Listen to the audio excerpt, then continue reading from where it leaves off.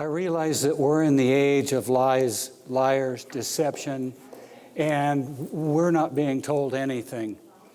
When I first became aware of the chemtrail program, I called all kinds of people. I called the congressman, I called the weather stations, I called almost everybody. Nobody knew anything. Nobody could tell me anything, and I thought, well, that's really strange. I mean, I worked for a government agency. I was working for the California Department of Fish and Wildlife, before. I spent 38 years with them. And anyway, I was also a weather observer in the Air Force. One week of watching the skies, when I really became aware, I knew right away it was a spray program. And there's a number of reasons I know that. First, I want to talk about one of the biggest lies, and that's contrails. When I took weather in the Air Force, the historical definition is what I saw and was taught. And that is that contrails were formed by hot jet exhaust melting ice crystals, and that they refroze very fast. These weren't. These were staying in the sky. So this was a whole new phenomenon for me. And then you realize that clouds from jets, they're not natural. Our new jets, you shouldn't be having any exhaust at all coming out of them. So they shouldn't exist from the beginning. And then you look at the little trail up at the top on the right. That trail is fairly heavy, and it's about 6 times a historic appearing contrail. It's really long. The old ones were only 2 or 3 planes long in length, and they disappeared really fast. So if contrails are persistent, they have additives. If there's any trail at all, they're sprayed. So jets turn into clouds or haze. And the other thing is, to stay in the sky like that, they have to be nano-size, not to fall out of the sky so fast. And one of the things you learn in weather, or I learned in weather, now I haven't checked the latest weather books. I have looked at NASA's cloud charts and have been totally amazed at how many of their new clouds are based on HAARP and this technology. All of it. So the weather fact is that cirrus overcast creates greenhouse effect and increases global warming. And as I'm watching these overcasts day after day after day, I'm realizing that, this could be the cause of almost all of our global warming. Just the clouds, not going into what they're made of or anything else, but just the fact that they exist and they're up there.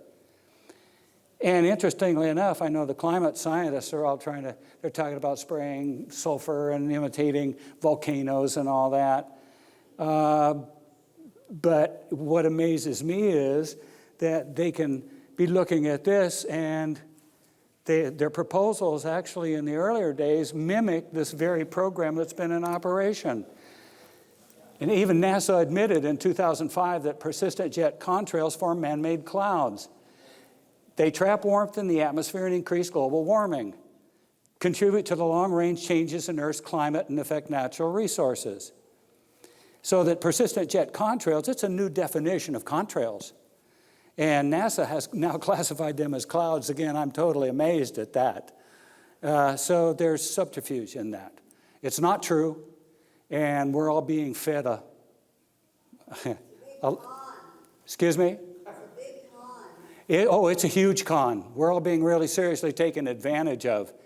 And let's see, I said that. I have a lot of pictures of, I sit out in my yard with my wolf dogs, and I didn't wear this just by chance. This is my male. Anyway, I watch the sky a lot, so I've had thousands and thousands of hours of watching the sky. I also am out there with my binoculars and telescope, and I try to look at which aircraft are leaving trails. Looked at a lot of aircraft that were in the sky at the same time, weren't leaving any trails, and they were about the same altitude. Now they can say, it was a different altitude, they got into warmer or different currents, yada, yada, yada. And also, the short trails that I showed you just a minute ago, basically those turn into haze. So what I found out is that both chemtrails and the haze are metallic nanoparticles that are drifting down through the atmosphere. And both of them are very easily used for weather manipulation. So I call it the elephant in the sky. You know, everyone sees them, but they're not part of the climate dialogue. Well, why is that? How could they have something so obvious that they're not even talking about it? And when you ask about it, nobody knows anything. It's like, what planet am I on? This is just too bizarre. I almost said brazier.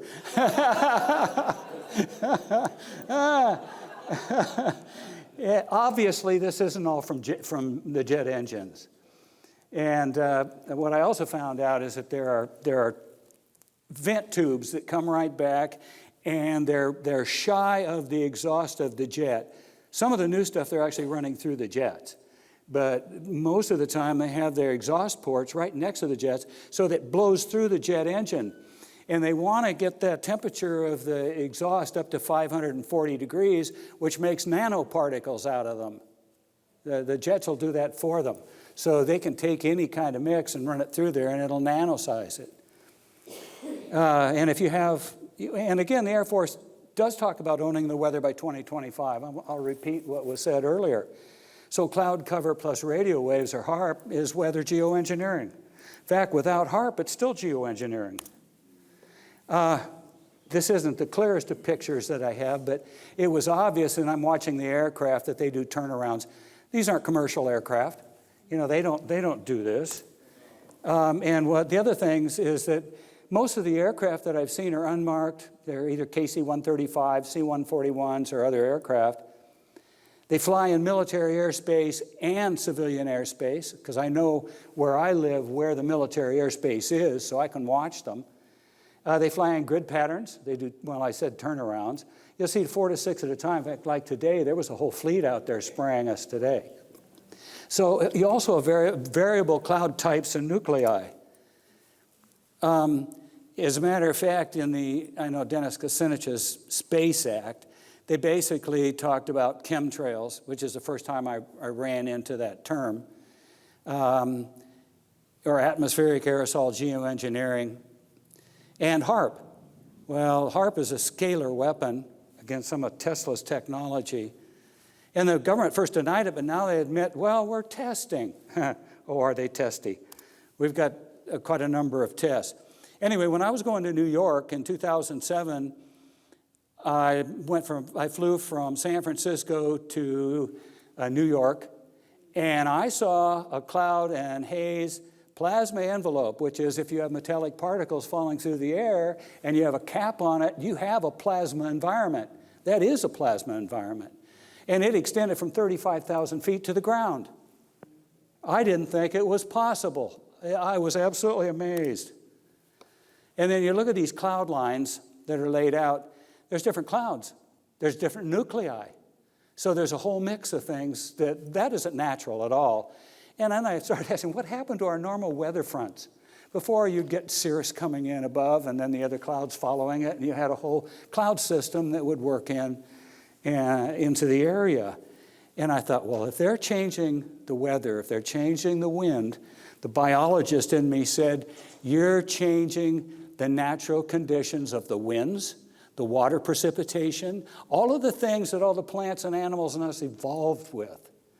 And when you start altering that then starts leading to extinction. And we are right now in the middle of the 6th global extinction. I wonder, did their sprayers get clogged on this one? I don't know. Changing tanks? Again, they're beautiful, but they're deadly. These things are killing us. And all the clouds in this picture were made by jets. I've seen them come in and start spraying, and within a half an hour, the entire sky was covered. Really, they can spread out really fast. Well, I've seen a lot of pictures, and they were saying, oh, yeah, well, this is HAARP. I don't think this is HAARP. A created hole, it's round, and I think it's either an explosion or a laser hit from space. Again, I put a HAARP question mark, but I don't think it's HAARP. I'll show you one in a minute that I'm certain is HAARP. Here's another one of that. And you know, it looks like the fireworks explosions. You know, leave a little cloud of material in the sky after they explode. And if they'd been in a cloud, they would have created a round hole like that. And obviously the other one is a chemtrail through the middle of it. I'm not sure, this is again their testing. I'm not sure what they had in this. Polymers maybe? Anybody? Ice nucleation. Okay, ice nucleation. And ice nucleation is something that we could, if we got control of HAARP, refreeze a good part of the Arctic and where we're getting most of the methane discharge right now. So this could be a tool if it's in the right hands. Fibrous snow. I hadn't seen that before. The military admits spraying. The Department of Defense said there's millions of tons a year. And US AF uses aluminum or chaff because it has high electrical conductance and 10 times the reflectivity of sulfur. Why would they want that? Unless they're using it with something else, and which is a HAARP magnifier. So the force multipliers. And the military never admits any other biologicals or chemicals in their product. So what are they spraying? What do the tests show? Francis Mangels, well, here, let me start with this. Rosalind Peterson and I got a copy of the California drinking water records. And they were so confusing, the way they were written, that you couldn't tell anything off of them. We had to have a computer person create a program so we could read the damn things. I mean, it's honest.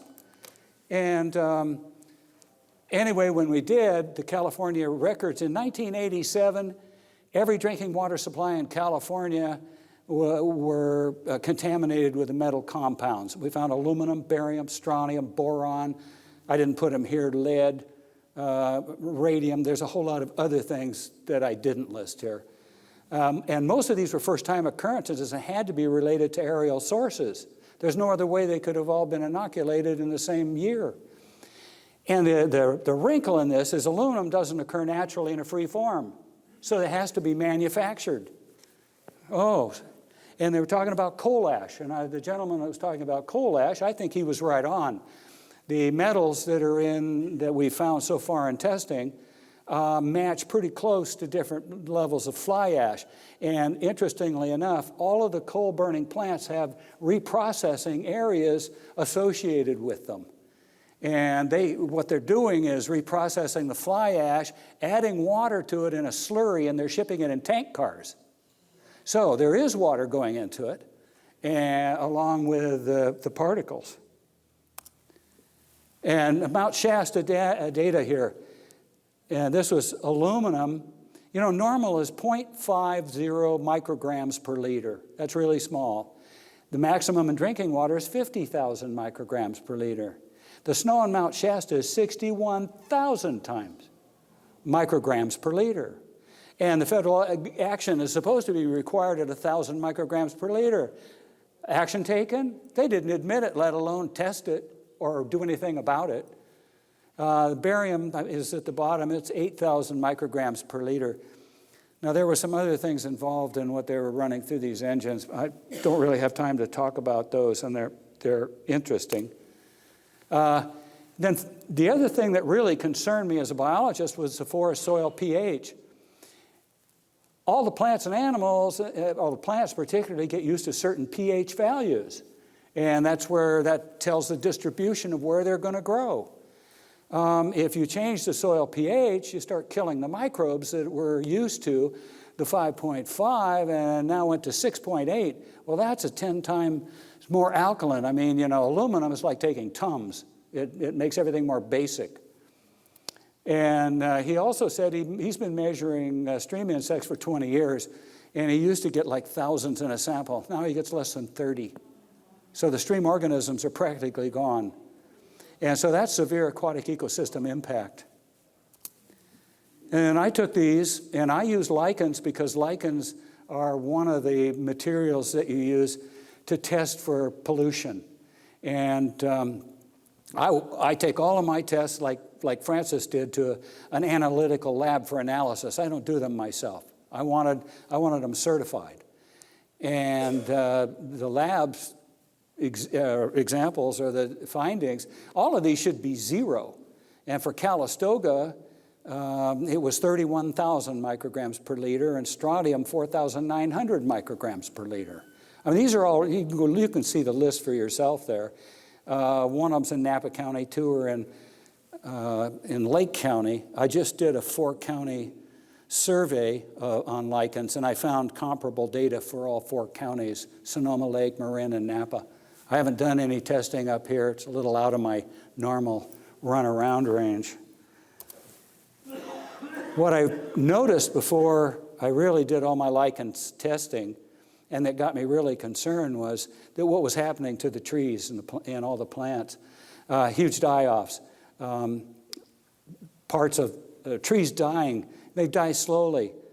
A good part of it was high. At the same time, we were getting high UV and high IR levels. The old UV level used to go up to 10 as high. They were finding on this fact, one of these pictures on the lower right had 15. And they changed the scale to accommodate the new data. Oh, they're good at confusion here, okay? So if you don't know that, then you're dealing with a situation. It's that stress that's added to the plants that's causing the invasion of fungus and insects. Now, most of our bark beetles and other insects have IR antennas. They can see when a plant is stressed. They know when to attack it.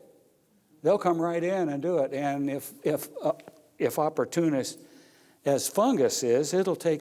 So through California, I'm not sure how far that spread now. They were treating it as if, well, it's some new thing and it's all in our management. Well, it is in our management, but not what they thought. And then when I went to, again, I traveled across the country, I saw this exact same scenario in Arkansas, Illinois, New York, Canada. They all looked identical. And they all had fungal death, different fungus. It wasn't Phytophthora ramorum is what sudden oak death is, but it had the same identical situations. Then Charles Little, in his book, The Dying of the Trees, said that the tree death in the Sierra Nevada mountains had doubled since 1983, and it's occurred from Alaska to Mexico. And since 1997, more than 20 million hectares or 50 million acres have been affected. And that's out of the US Geological Survey. So near daily jet cloud cover, it's changing our normal weather patterns and stressing all of our ecosystems. It's altering natural growth cycles. It's disrupting, let me slow down. It's disrupting wildlife communities. They're changing soil pH. Loss of aquatic organisms increasing. Existing ecosystems are threatened. And again, as I said, we're now in the middle of the 6th global extinction. We've lost a huge number of species. A large part of the species lost has been from land use changes, clearing of the forests and for livestock and other uses. And they're all talking about CO2. Well, plants love CO2, so it shouldn't be a problem for the plants. But what it is a problem for is the heating is heating up the Arctic and other areas and releasing huge amounts of methane. And there are beds of hydrated methane in that area that are miles deep. Huge, huge. So this isn't going to go away. This is going to get worse. Then I went to the other half of it, which is HAARP, the High Frequency Active Auroral Research Program. Well, research my butt. It's not research. They're trying a lot of different things, but they're doing it for their same purposes. And I found it interesting in Holes in Heaven video. If you haven't seen it, you need to see it. It really explains HAARP well. And they basically said, we can do what the sun does. So HAARP is a solar generator. They can heat up the magnetosphere thousands of degrees. And after this video, they turned it over to the military, which got me thinking, what's meant by solar radiation management? So the term implies that they're managing effects of the sun. But if HAARP can mimic the sun, they can use this all for weather warfare, which they've been demonstrated to have done. But this is kind of how it works. You have a metallic cloud cover. You have metallic particles drifting on down through the atmosphere and into a plasma envelope. They can take HAARP and they could either heat up or cool the atmosphere itself, depending on what waves they hit it with, what frequencies they hit it with. They say, well, it's to get in contact with their submarines, and it's ELF waves, and communicating with the Earth and Earth tomography. One of the tomographers on this said, we could do that with 65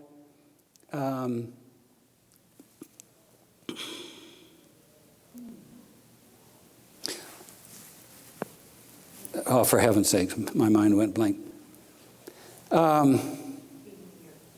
Excuse me? I was just going to say, heating the Earth with 65.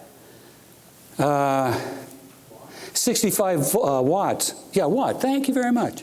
Gee, I couldn't remember what it was. Oh, this could get worse.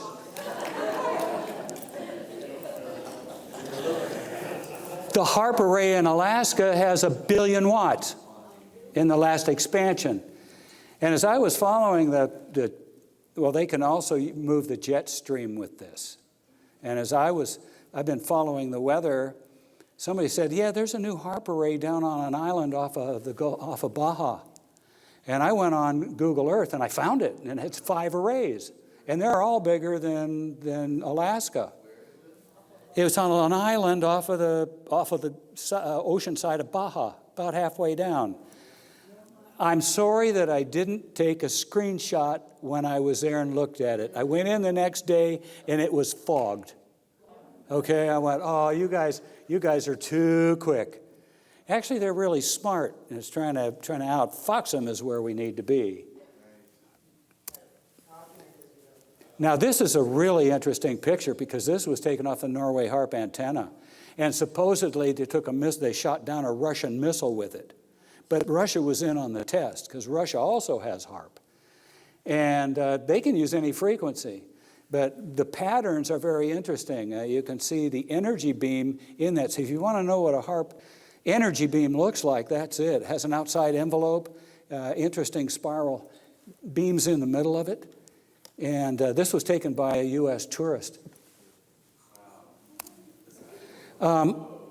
Also, what they can do is they call it a Tesla dome. They can warp the atmosphere out miles. They said, well, this is for missile defense. Well, what happens when you push the atmosphere out? You have other stuff coming in. So I'm not sure of the full effects of it, but I don't think it's such a good idea. Now, this is a picture I took in Santa Rosa that I am certain are HAARP pressure waves.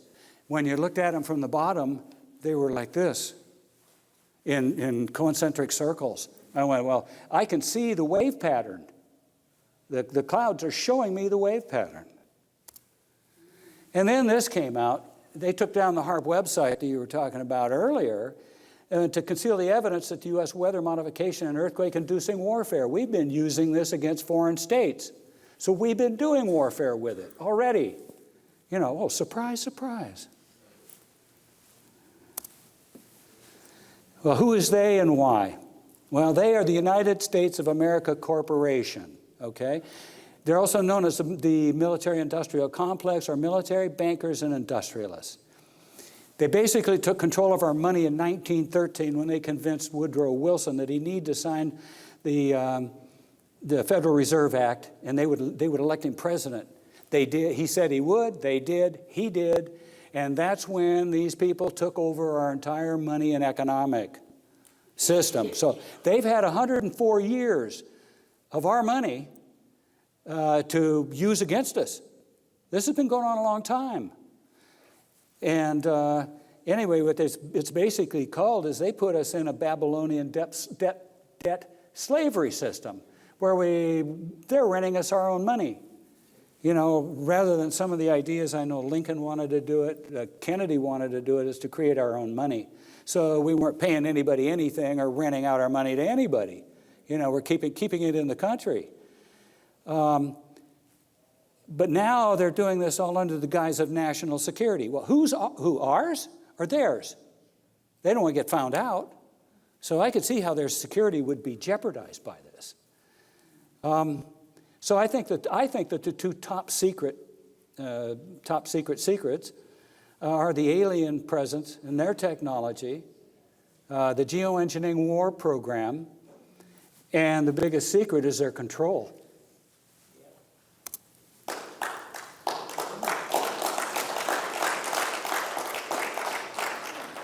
Now, if you haven't read this, I'd recommend you do. Kennedy's Last Stand. Dr. Sala wrote a very interesting presentation with it. And the two crashes in Roswell were real, okay? So Truman created Majestic 12, which was to manage the alien situation, as he called it. And the CIA was created to work for MJ-12. They don't work for us. Okay? Their job was to go out and recover spacecraft, go around the world. And supposedly they've obtained over 38 different aircraft, and they've been doing reverse engineering on those for a long time, Area 51 and Area S4 in Nevada. And then Eisenhower made the mistake of giving them autonomy, and why he did that, I'm not sure. But when they did, that's when they branched off as the secret government.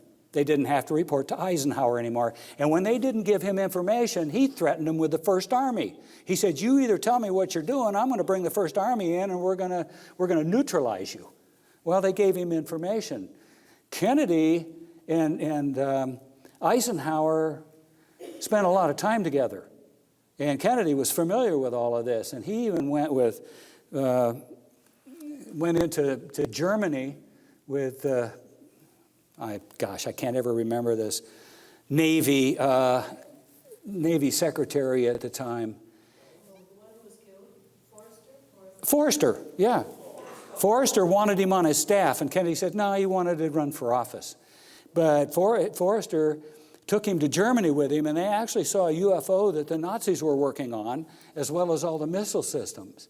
And it wasn't too long after that. Well, actually, what Kennedy tried to do was to bring him under the auspices of the presidency, and they killed him for that. So I know that because E. Howard Hunt, who was the CIA Watergate burglar, he confessed on his deathbed that he was a bum in Dealey Plaza for the killing of Kennedy, which they called the Big Show. And that's when the secret government expanded into its international size. One of my heroes, and this was shown earlier, was Ted Gunderson, former head of the FBI. And, well, he was in a lot of different offices, but he was in Los Angeles last. And he basically said they were known as, in fact, this is the other place I heard chemtrail term used. The death dumps, otherwise known as chemical trails, are being dropped and sprayed throughout the United States, England, Scotland, Ireland, and Northern Europe. This is poison. This element, this is important to remember, this element within our society that is doing this must be stopped. And I am solidly for that. He was poisoned with arsenic? Yes, he was poisoned with arsenic on the testimony of his doctor. And nobody knew how he got the arsenic. So I'm sure they killed him too for it. And there have been huge numbers of whistleblowers that have all been executed for blowing the whistle on these people. So they take it, it's dead serious. They're dead. And then we're talking about governance. I didn't want to get into this too far, but just what I presented here are good guidelines for governance. And the people that are talking governance aren't talking any of this stuff. You know, they're not taking it from any recognizable base. I love Nikola Tesla, and I love this quote, "Science is but a perversion of itself unless it has, as its ultimate goal, the betterment of humanity." And Tesla was a real patriot and a humanist. So save the earth, stop using fossil fuels, stop chemtrails or justify. You know, it's time for the truth. We really need to hear this. So I'm really hoping they have a plan B, because I don't like plan A as it's coming along. And they need to ban HARP as a weapon, but again, there could be beneficial uses to these things if we get control and know what they're doing. But we have to get control of that. We need to restore our Constitution, and we need to restore the natural environment. So, thank you.